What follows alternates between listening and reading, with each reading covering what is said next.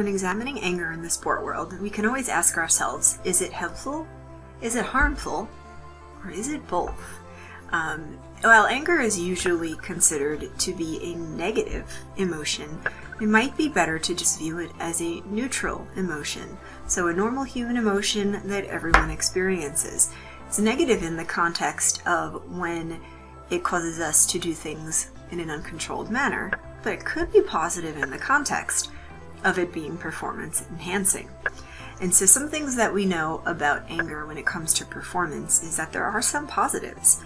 Anger does cause hormones to be released that increase our energy levels. So if one needs a quick burst of energy while playing, anger could be helpful.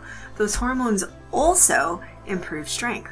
And so in playing in a sport where I need to be strong, that might be helpful as well. And lastly, anger increases pain tolerance. And so we certainly know that in some sports, we're submitting our bodies to pain. Having anger while playing those sports might help us deal with that pain a little bit better. Unfortunately, there are also some downsides to experiencing anger while performing, and those are that it lowers our ability to make good decisions. And so essentially it interferes with our executive cognitive function.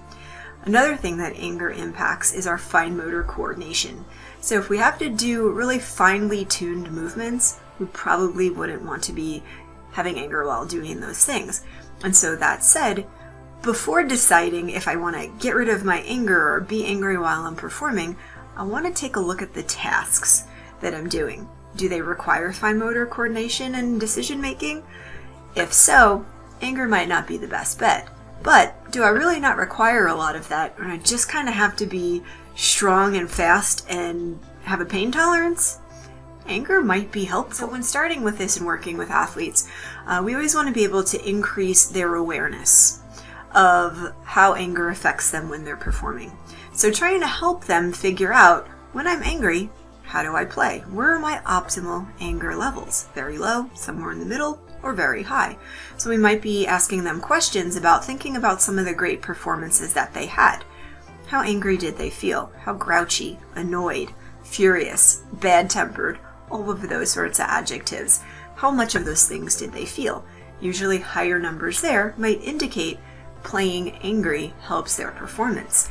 We can also think about breathing rate and heart rate, signs of activation also associated with anger, or maybe even muscle tension also associated with anger.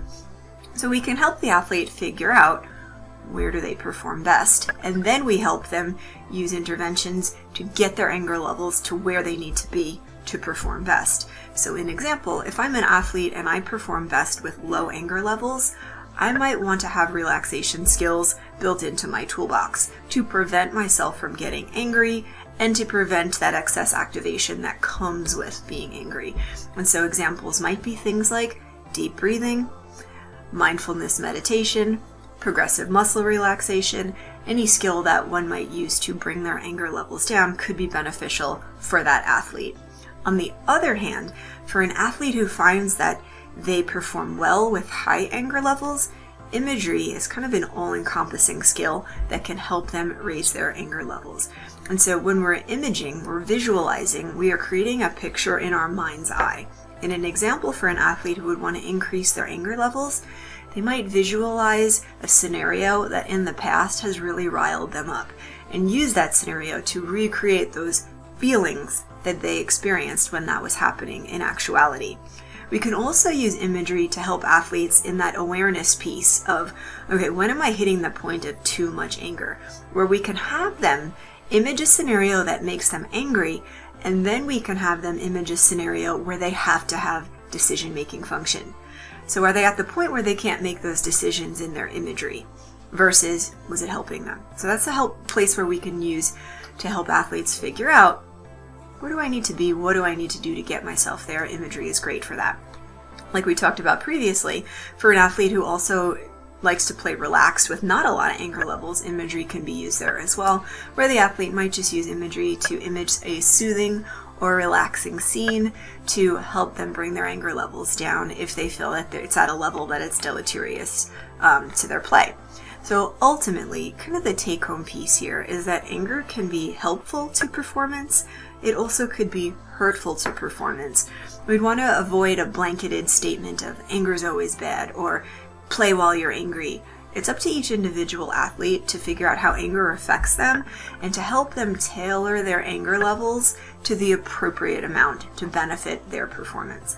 So once you're aware of where your anger levels affect you most optimally, then you need to have the tools in your toolbox to get your anger levels there when they're not. For more info, you can contact us at theperformancepursuitconsulting.com. Thanks.